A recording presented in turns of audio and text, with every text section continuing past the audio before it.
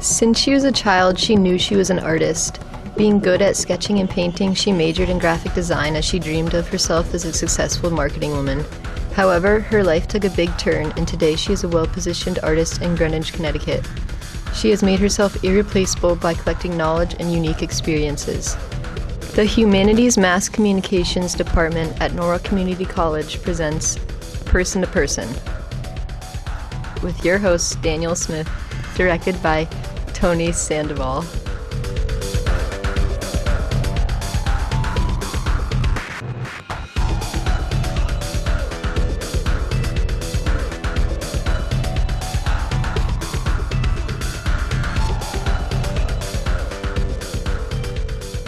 Our guest today considers herself a specialist with colors and a sensitivity to people's wants and needs. Her artistic ability has made it so that she can operate with many different materials, and as such is quite flexible when it comes to specific ideas and special finishes. Today's guest has opened the doors of her studio and has also showed us her ongoing project in a house under construction. With an upcoming trip to Uganda to volunteer for a second time in a school, her project in the studio, and a full agenda, 2017 is shaping up to be a year of personal growth and success for Carmen. Thank you for joining us for today's edition of Person to Person. Our guest today is a distinguished artist with a broad knowledge of materials and techniques. She is a full-time interior decorative painter and serves dozens of people in the tri-state area. Please welcome today's guest, Carmen Vergara. So, I hear you are a very busy artist, always full of projects. I'm interested to know how you ended up in what seems like a very good industry to be on. Did you start just by painting houses? And how did you get into decorative painting? I realized I was an artist since I was 9 years old. Then I studied graphic design and I got my college degree in Chile. And then when I immigrated to this country, I noticed that people love, to have art pieces in their homes. And I was always curious about trying new techniques and have all the art materials in an application. So I decided to start painting furniture and walls, and then, my first experience about that was in New York, where I lived for 10 years, and then I decided to move to Connecticut. That sounds amazing. Yeah. So how was the dynamic of your job? Did you work alone most of the time, or did you have anybody else with you? Well, most of the time I work alone, but when the project needed, if it's a huge house, big walls, and it requires more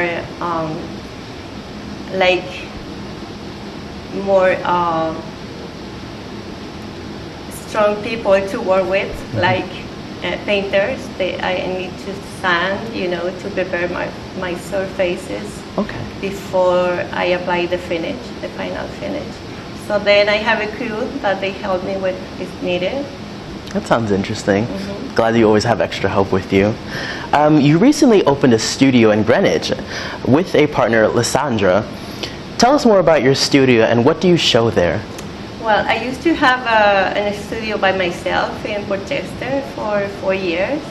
And then I met this fantastic girl who is an artist also, Lysandra.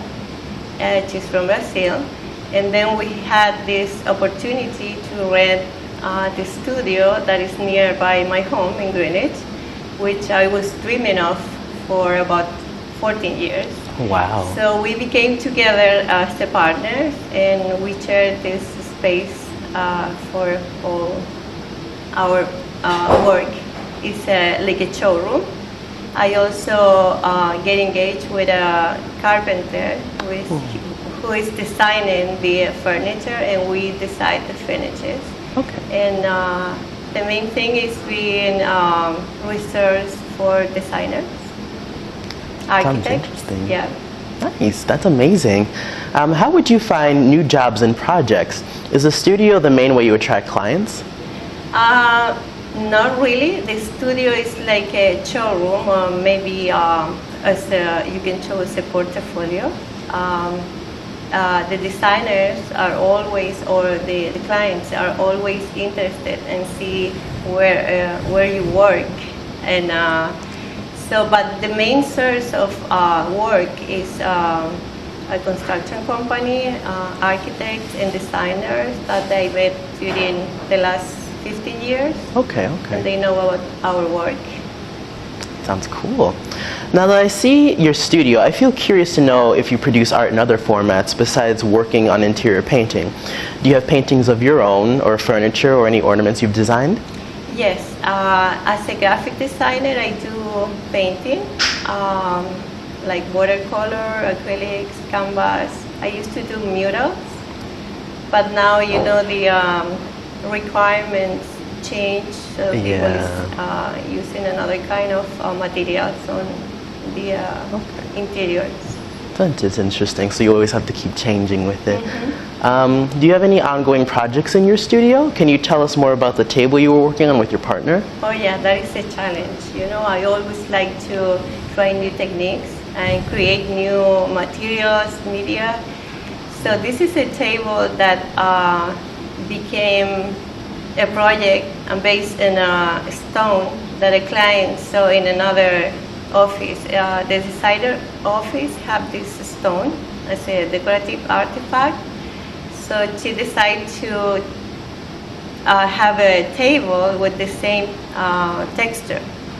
So they designed the table, and I start testing the products, you know, that I need to create this texture. So I present 3 different samples. They decide for one. This has been a process of about 2 months to become to the final product. Really? Wow. Yeah, they approve. They are so happy with the results, and me too. Well, I'm glad. It looks amazing. It's impressive. I see a lot of texture and fine finishes around your studio. How did you obtain such amazing results? Well, in my work, you know, in order to offer unique finishes, what the designers are looking for, I'm trying new products that they are in the market, and for that purpose, I used to go to workshops in California, Chicago. Wow.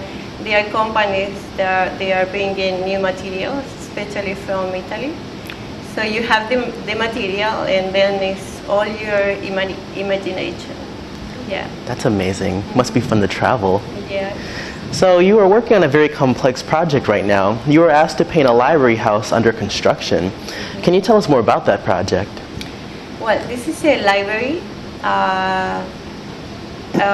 The material is white oak, and the challenge here is the library. It was built with 4 different kind of wood.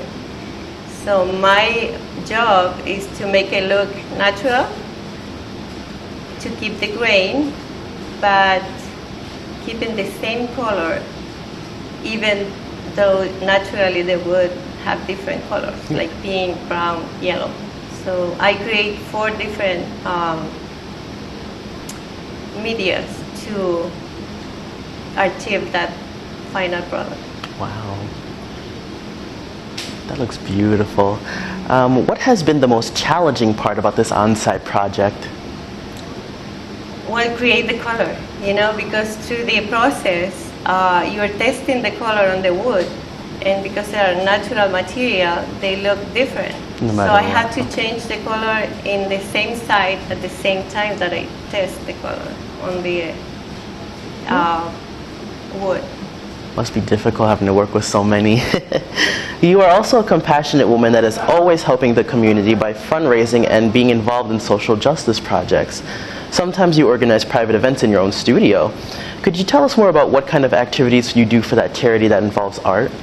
Well, I'm part of a foundation that the name is Count on Me. We help other people in need. So normally I offer my work like painting children's faces for free and raise money. And I run a night of wine and painting in my studio, so people pay a fee for get like an artistic experience. Okay. And I use that money for charity purposes. Maybe when I'm older, I'll come check out the wine painting. So I hear you went to Africa with some of your amazing friends to build a school for a poor community. You are coming back for the second time at the end of this month. Could you tell us why you're going to do this time? Well, the first time is my original project was to run an art project in a very poor villa in Masaka, Uganda. So I get in contact with these people through another friend who is building water wells there. So the idea was to have these art pieces produced by the kids and bring them to here and have a money for that art pieces, and then get the food that they need for that poor villa in Masaka, Uganda. There are 120 kids. They have no lights, no water.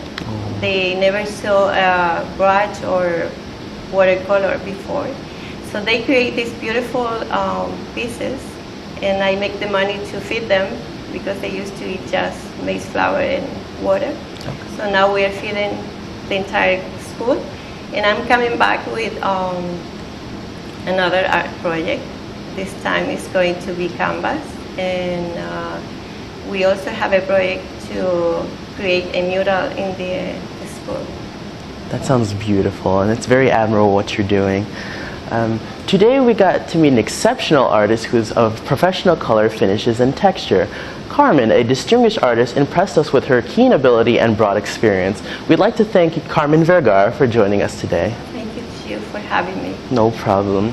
We hope you enjoyed meeting one of Connecticut's personalities, and we hope you will continue to join us each week. Thank you and have a good day. How was it too bad? It's nice to meet you.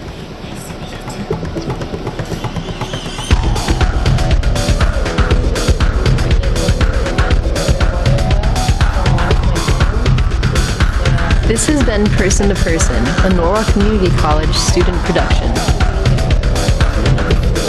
It's so amazing that you get to travel. This is your announcer, Vivian Loxdale. Oh, wow. Like your own children. Amazing. Little.